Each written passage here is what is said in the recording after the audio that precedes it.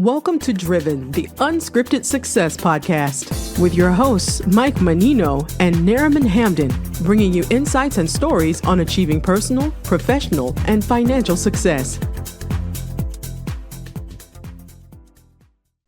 Hi, everybody. I'm Michael Menino, and welcome to Driven, Unscripted Success podcast. Today on the podcast, we have somebody that used to play at the Pittsburgh Steelers, retired the Pittsburgh Steelers, but started off with the Miami Heat. If I'm not Miami Heat, Miami Dolphins. NFL. NFL, dude. I'm sorry. I was talking about basketball for a second. We got Kristoffer Doura, and this gentleman. We're throwing the script out the window. I know everybody's been listening about what drives you personally, professionally, and financially, but we had a little conversation off camera about his experience about going to the other side. And I've been dying to interview somebody like this for years. So do me a favor, Chris, tell me a little bit about yourself, how you got to where you're at today. And then we'll talk about your experience after that. Well, Michael, first and foremost, thank you for just an opportunity, coming on the show. I'm excited. My other half, Talina Paris, she said remarkable things about her interview and said that I got to join. I got to jump on board. So I had no idea what that meant. I said, I'm not looking this guy up. I'm just going to trust what she says. So I'm a first generation, Western Caribbean, family of 5, 2 sisters, born in Queens, Flushing, New York. And my parents are from the island of Haiti. And they decided, well, it's too cold here because, obviously the climate. So we're going to move to like somewhere tropical. So we landed in Florida. I grew up, developed weight room, started getting big and decided, let me try football out 1 year in high school, which was my junior year spring. I made the team and, in my senior year, one game, one highlight, I sacked the quarterback because I started playing defensive tackle, and then I said I can actually do this. So that opened up a great door for me to go to college, University of Charleston in West Virginia.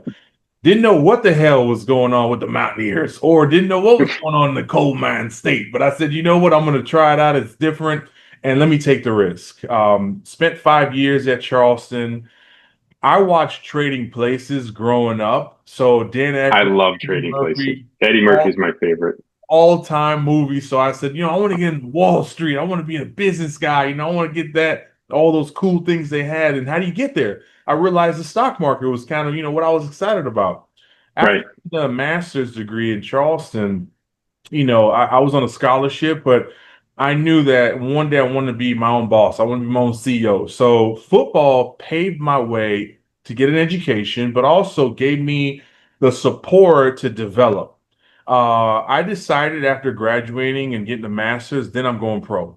So I decided, after having my paperwork, I wasn't a big draft pick. I wasn't going to Radio City Hall. And I was a guy that just knew a few people, and people looked at me because my highlight tape could show that I started developing and really naturally fitting into an offensive lineman position. I took my chance, man. I came back to Florida. You got to. In everything, you got to take your chance. You got to take your shot. Eminem, man. One shot, one opportunity. Go for it. Listen, I'm glad you did, too. Listen, I jumped right in, and I walked on to the Dolphins during Tony Sperano, the late coach who transitioned, and took my shot there. Spent some time with the Finns, and then along my journey, I got more experience, and then I landed with Pittsburgh. During the Pittsburgh Steelers run, my life changed. My life changed, Mike. I'll never forget. Everybody in the NFL, is good and even great. Yes. But when you're competing for a job, you got to give it what you got because there's the next person ready to take your opportunity. Mm-hmm. I gave it what I had in training camp, and my body slowed down and collapsed. I didn't know what that meant outside of just hearing myself getting picked up by the stretcher, placed into an ambulance on my way to the UPMC hospital in Pittsburgh. I'm in fear. My heart's racing. And all I could remember was just them telling me, relax, you're going to be okay. When I get to the hospital, I got 16 physicians surrounding me, and they're telling me, Chris, it doesn't look good. Mind you, I'm 22 years old, and my heart's racing because I just got there, but now they're telling me it doesn't look good. So I cannot even tell you the amount of anxiety that was running through my blood and veins. They said, Chris, you got two options, because one, we just identified that you dehydrated. That's why you collapsed. But here's the thing, that's the start. You got a blood clot, and there's not enough flow pumping and circulating from your leg to your heart. We're gonna have to amputate and cut your leg off. That's not what you want to hear at 22. And where were you when you collapsed? I was at the actual training facility. Okay, so this is like spring. Right. We were Yeah, where it's hot, right? Well, you weren't in Miami. Well, where were you at? Where were you at the time? Well, I had just came back. I took a flight from Canada because I had spent some time with the CFL. Came back to the U.S. and landed in Pittsburgh, so I had some time to grow and progress along my journey. But as you got better, it's more teams wanted you. So, that transition for me also impacted my dehydration because, when you're with an agent, you're moving around. You don't have time to sleep enough, eat well, drink enough fluid. So all of that really, when you're competing at a high level, it impacts you and follows you. So I'm now in this hospital and I'm in fear. And they're telling me, well, it's either we are going to amputate and cut your leg off because there's not enough circulation, or we have a 50-50 chance of operating and saving your leg. I prayed. Mike, I prayed. I'm a man of God, and I knew the only thing I wanted to ask God was, one, to get over this hurdle to see my family. And we went in. I didn't cut any leg off. And as we're on that hospital stretcher, they're getting ready to perform this operation. They start doing what they had to do. My body just couldn't handle it. And one thing led to another where my heart flatlined. And I died. I had that transition, and I'll never forget that my body and spirit jumped out, and I'm now in a situation where it's my conscience holding on, and in that conversation with God was surreal. And I say this to you that certain movies give you a description, but there's never a feeling that when somebody goes through that, you could really describe in real time unless you go through that, because it's kind of like, you spend, hours and hours in the snow and you haven't gone inside to get warm and your body's cold and frozen. And where I felt that my connection with God was, my options were either come on over, we're ready to receive you in our kingdom. Otherwise, if you're not ready to come on over, your journey is not to go be a Hall of Famer in the NFL for 10 years as an offensive tackle. I need to use you to impact youth and leave a legacy and help bring kids and adults, men and women, closer to God and to the kingdom. And that's the only way I'm checking you back in. I didn't hesitate. And I didn't hesitate because I knew that, my family being from the Caribbean, we didn't talk about, hey, organized sports outside of soccer in the islands. Right. You're too big for soccer. Don't take that the wrong way. Right. So when you think about it, like, that was never like, oh my God, I'm a little league football player all the way through like high school, and then that's all I thought about. For me, it was the education going to college. So for me to make that choice in the blink of an eye, I said, God, use me. There you go. Kid you not, God gave me another chance at life. The doctors resuscitated my heart, put the 2 square pegs on my heart, resuscitated me, and I'm revived. I've now come back from that transition. I'm awakened, and I don't know what's going on. I feel like, it's really woozy. I'm sedated. They had to put me through so much pain medicine. And literally, when I woke up, I saw a humongous wound in my leg from them doing the operation. But when I thought about it, I said, wow, I know what my purpose is now. It's not to continue trying to pursue football. I played 1 year in high school, 5 years in the University of Charleston, and then went pro, and then had an opportunity to make it. So when you think about that, God already had positioned me with a stepping stone to say, you know what, I'm going to let you taste it, but that's not really what I have in store for you. I'm going to use you for something bigger. Mhm. That is amazing. That you've actually had a conversation with God and are here to talk about it. I've talked to a few people that have been on the other side, but I've never actually interviewed anybody. What? So tell me about when you left this side. What was the transition like? You talked about the transition. What was the transition like? I know. I mean, everybody knows the human experience. You're looking out through these eyes of a body, but then did you hear a lot of it that you see your body when you take off? What was your experience like? What did you do to get to where you had to go?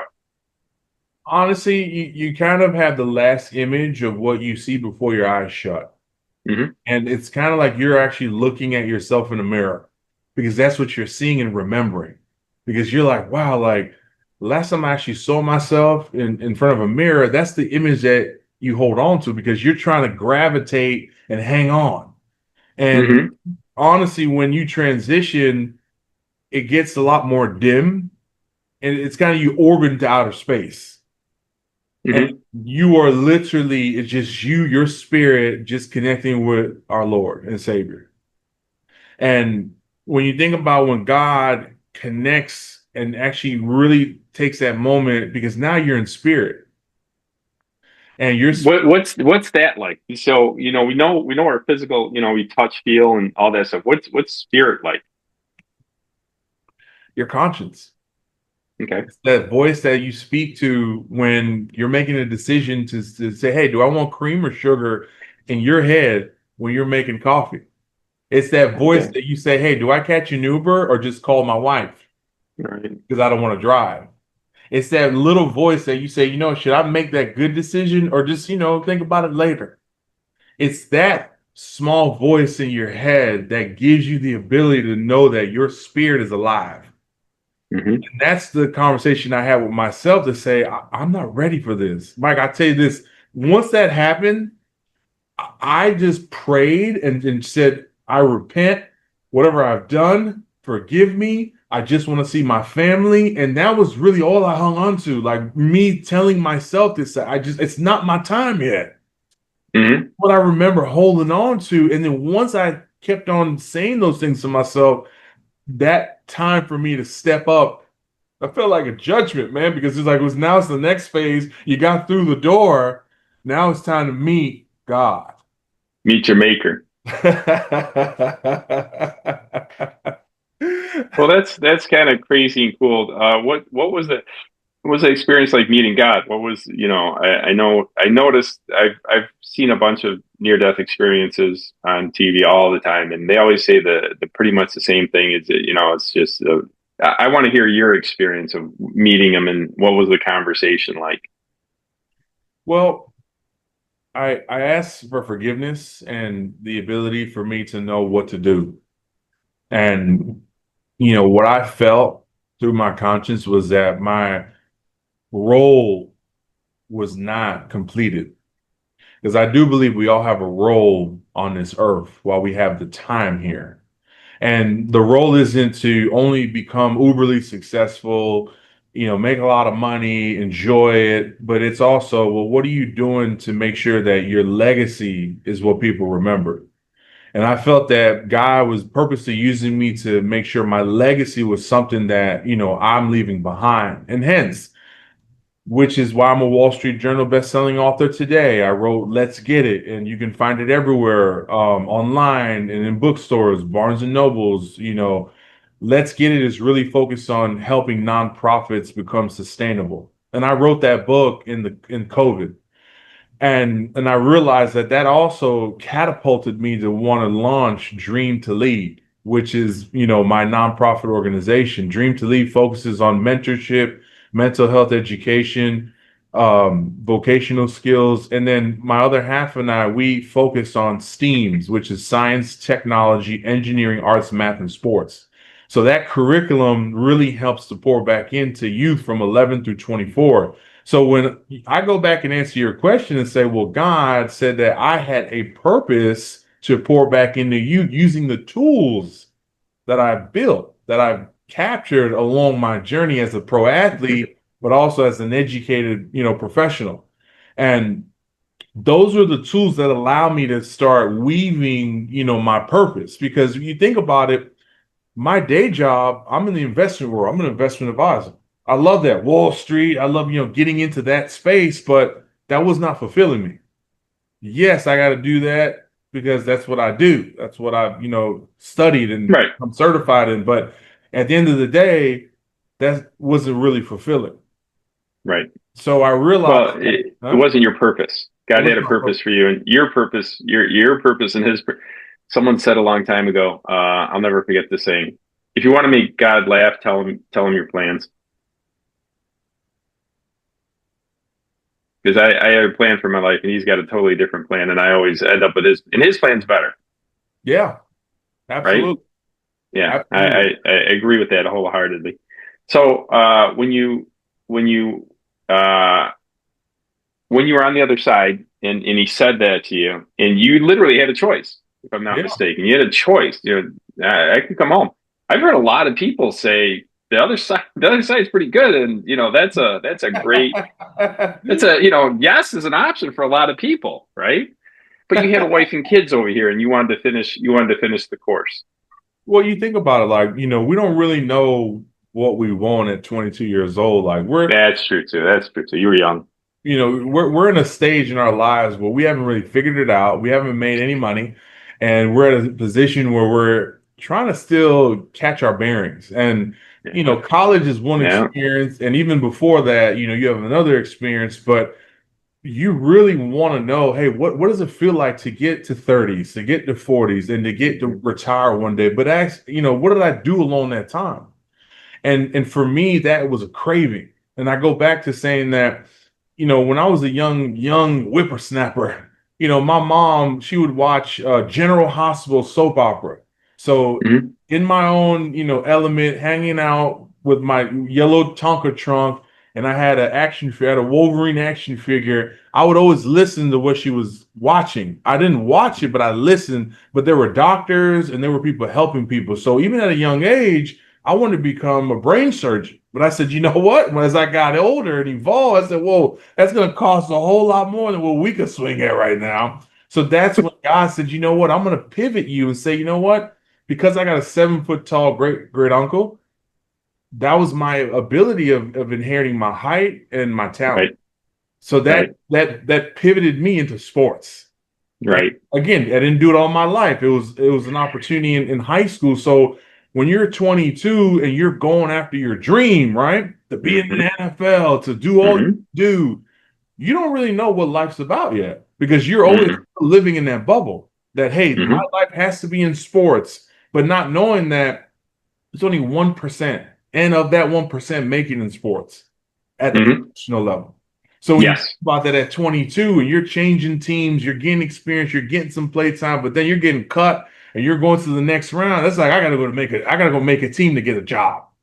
So at Right. 22 years old, you can only imagine what was going through my head because when I'm at that stage now, I'm down. I'm not on the field no more. I don't have the helmet and shoulder pads on. I'm on a stretcher fighting for my life. So I said, you know what, God, I'm not done. Please give me another chance. There you go.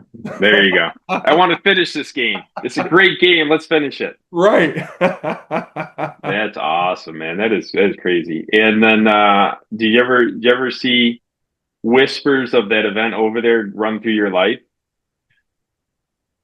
I'll be honest with you, every morning I wake up and I'm grateful. Mike, I'll be honest with you. Like, Yeah, that's true. you're never the same after going through something like that because you realize that you're what you're fighting for is not kind of what you were after before that because now you're fighting to stay around as long as you can. But it go back to the impact you're making, the lives you're changing, and then the testimony. How are you using that testimony to help others and to serve others? Because I realized that my testimony is no good if I keep it in. True. 100% true. 1,000% true. That's the So reason. what do you think? What do you think about people that say there is no other side, the atheists? I feel like they just have been, exposed to maybe the wrong information. And they haven't had an ability really to meet somebody that can really explain the teaching, the understanding of really what Jesus Christ did for us. Oh yeah, it's the most crazy event. I've said this 1,000 times. This is the most crazy event in human history. Right. We all have one God, whether Hmm. you're Muslim, Jewish, an atheist, or you don't believe in nothing at all. When you realize that when you're on that stretcher and you're like, God help me, all that goes out the door. Right. There's no atheists and stretchers. Right. So in actuality, I just feel that everybody has to on their time when they can make the time to want to listen. And God will give you something, and he will give you a clue. He will give you a sigh. He will put that person that you didn't think can help you understand. Not to say they need to convert you, because that's not our job. Our job is to Right. just show you and bring you to the well. I can't force you to drink it, but Hmm. it's your ultimate decision when time comes and we're in the revelations. And now we have to figure out, well, what side am I really on? Hmm.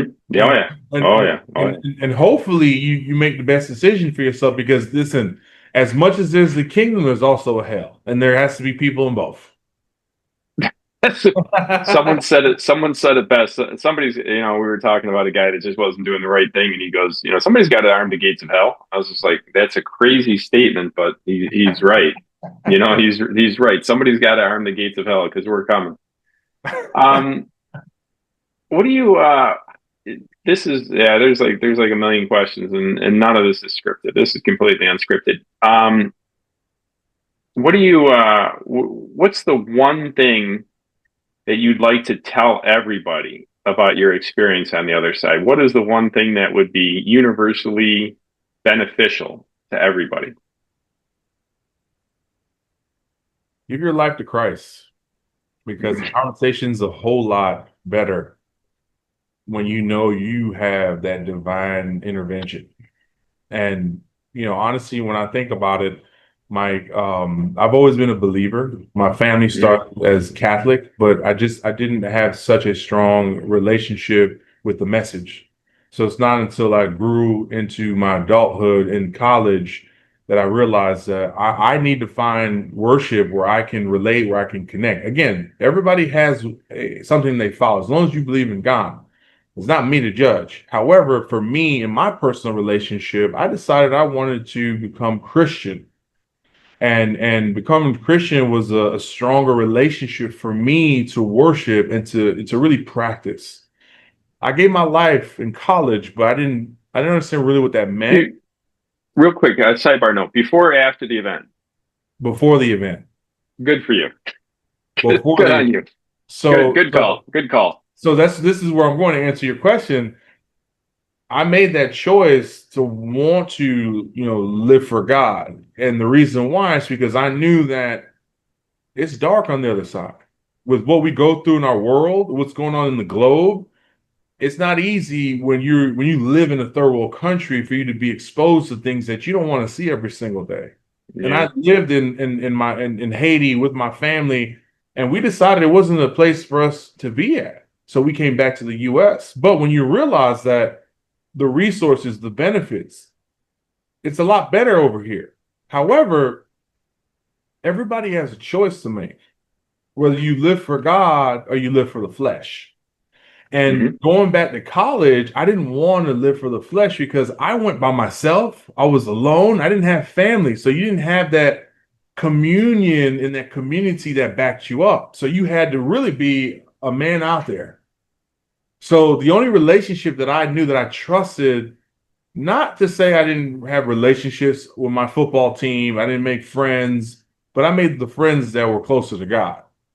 And I There you go. realized that by me spending more time at church, me spending more time with the Lord and developing that relationship, it gave me the fulfillment and the strength I needed to get through, even through college adversity. So when I say that, it's not because I'm 6'8" and I'm talented is the reason why I got to the NFL. There's a minuscule part in that playing a role, but God said, you know what? You have to go through this step to be able to know where you belong. And the only way you're going to get there is by knowing that you have to live for God. So Hmm. to answer your question, I say that for those that are curious about the message that I would give in order to understand what it's like to go on the other side is give your life to Christ earlier. Get a relationship with somebody that can give you some inside information about really what's going on with the Bible. And again, you don't have to read it all the way through to say that you've completed it, because it took me 2 years to read the Bible fully. Now I'm reading another version of it. But when you think about it, you're never prepared unless you give your life to Christ. And whatever way you go, as long as you know you're living right and you're living for Christ, whatever he decides that you need to do, it's going to be the best decision ever, because you know why? You're living for him. And there's nobody that says you have to be perfect, you have to wait a certain season, or you have to go through a certain experience to get to know Christ. That's the difference. Where when I transitioned, I already had a relationship with God. That's why he granted me a second chance. Because I could just only imagine, if I didn't have a relationship, I would not have this meeting and this interview with you today. Or the kids, or the wife, or the other stuff, right? Right. It's all a gift from God. I agree with that 1,000%. Is there in your experiences afterwards, do you get to, when you get to like I do talk to people that don't believe, and I can't tell them that there's a heaven. I can say I've talked to people that have been there, and you have a different I don't know, perspective, mindset, or experience. You have a different experience. You've been there, and someone comes up to you and says there is no heaven or hell. What would you say to them? I would say, let's have a conversation I can share with my testimony. Because if somebody already approaches you with that mindset, they haven't had the right conversation with the right person, nor have they been exposed to something that has awakened them. And that's where I go back to saying is that I've known people who are atheists. I've known people who are non-believers. It's not until they're in a situation in fear, or they're on their deathbed, and then they're realizing that they need to pray to Jesus and ask God to save them. But along their journey, they decided to do what they wanted to do that was not for God. But it's not until somebody goes through an experience that tests them that at times they decide that they're now ready to receive the Lord. Because you got to make a choice. Not all of us are going to the kingdom. But you can make a choice to get baptized, to learn about God, to become somebody that is educated. Education doesn't only mean I need to go learn the textbooks. I need to be educated to understand what is the reason and the purpose of living for God. And sometimes it's the lack of not having those conversations in your upbringing, not being exposed to that earlier in your time. And it's your environment. Because if you're around other people who don't believe, and that's all you have been exposed to, it's going to be tough to convert you or get somebody to believe in Christ if they're always around people who think a certain way. So there's a lot of people that I've seen like that. There's this little girl that's 6 years old painting a picture of Jesus. It's amazing, and both her parents were atheists. It's just that God does the craziest things. Whenever I go with God, it's usually insane. Usually insane. I remember a pastor coming up to me and said, God wants me to build a house in 6 days. And I'm a builder and real estate guy. And I go, what do you do for a living? He goes, I'm a pastor. And I go, what did you do before you were a pastor? He goes, I was a bartender. I said, you're going to need some help. He goes, that's why I'm asking. And then we started Life Remodel and built a house in 6 days. But it's usually insane when he asks you to do something. And you went through I would consider the craziest experience that anybody I've ever talked to. I mean, when you go to the other side and get to experience it, I mean, I can, and this is I know this is going to sound weird, but I consider it a gift. So when, you've had a gift that you're able to share with other people, when you do share it, can you tell when people are receptive or not? And what's one of the things you could do to help that? Well, I always like to understand my audience, because you share, based off the energy and the feel of who you're sharing it with. I like to make sure that I do share what happened during my transition, but you got to also make sure that when you're sharing it, that, sometimes not every single detail of what happened to me before is relevant to really the message.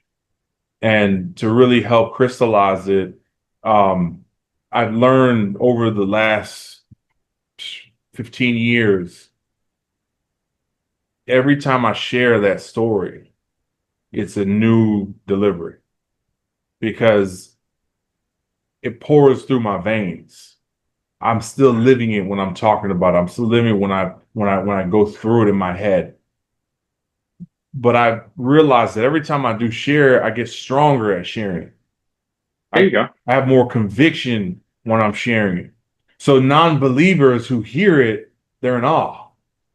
They can't understand and the fathom about, wow, there's somebody that actually had an experience that I could not even imagine.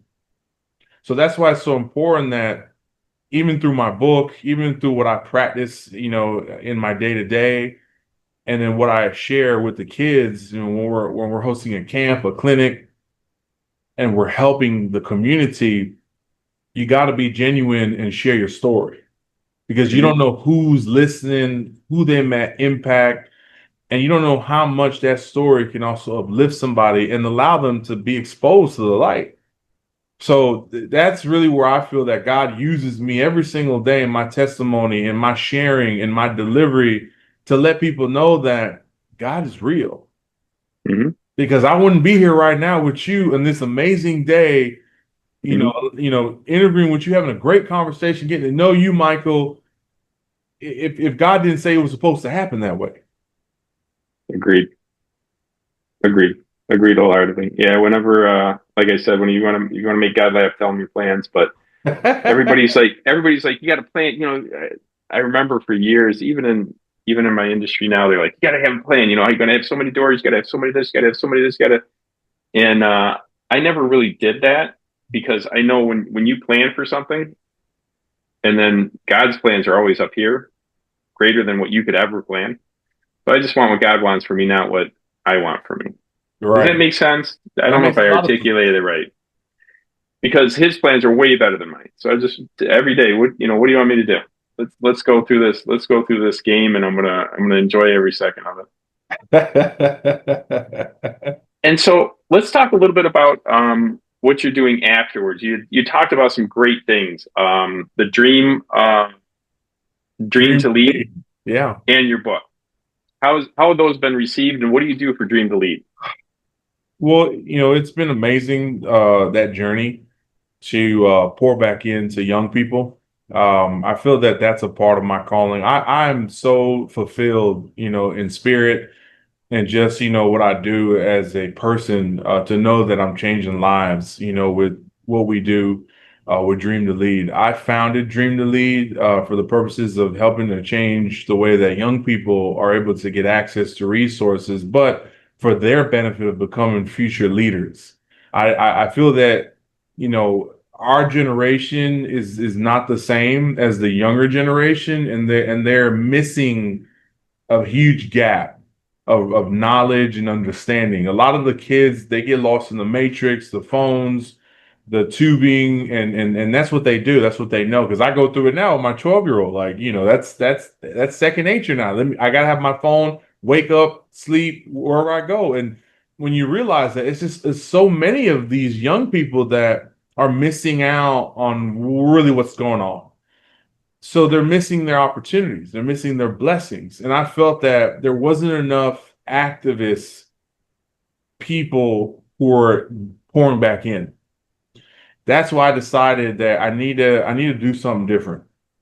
With the talent, the experience, and just the grace of having the ability to say, you know what, how do I really impact kids, but also provide them with a platform?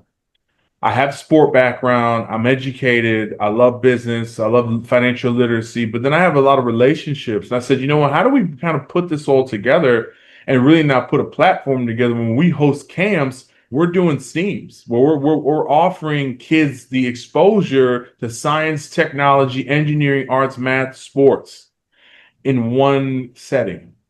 how we pouring back in and inviting professionals from pro athletes to businessmen and women to people of high society to come to our camps and have lunch with our kids and share their stories, the impact. How do we make sure to also reward every child that completes our camp with a medallion? There you go.